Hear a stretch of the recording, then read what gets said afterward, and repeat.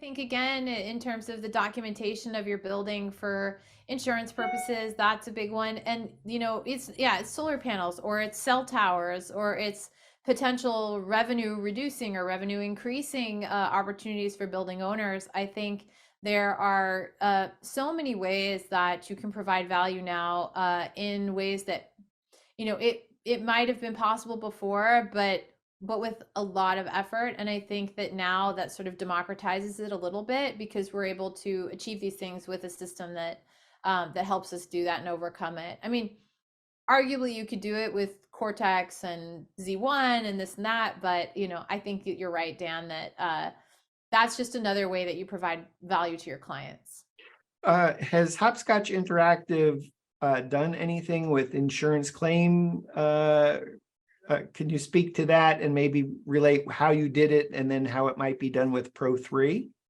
Yeah, we did a number of scans. It's been a while since we've done them, but we've done a lot of scans for foundations, and so basically the foundation needs to be replaced. It's an insurance, insurance is partially paying for it, and so we would have like the structural engineer would contact us to do a scan of the entire home.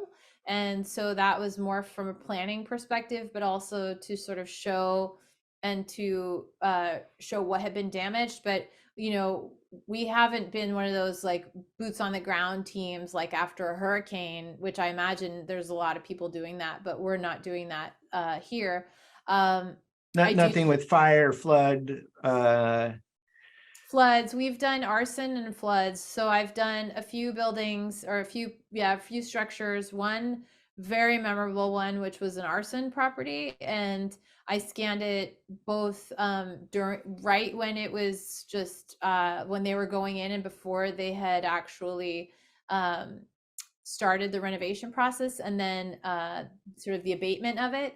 And then I went in after the abatement was completed and then scanned again. And so that was one of the hardest scans I'd ever done because the smell, and I know people who do fire all the time, scans and whatnot, and I commend them. I mean, we were like head to toe, respirator, hazmat suit.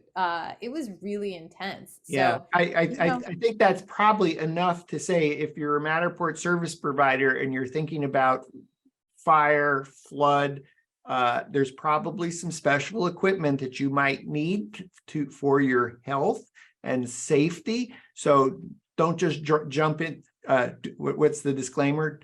Don't try this at home. Don't try this at home. No, don't try this at home. In fact, the folks that, again, in that way that I say you're a photographer and then you're like an AEC specialist, you could be like a fire specialist and you're a photographer, and with help and guidance, you can get there. But I think that there's a huge advantage to somebody who's already a fire inspector, who's adding Matterport as like a high-end service, rather than a photographer being like, oh, we're going to suddenly start serving the, the fire and remediation businesses. Yeah.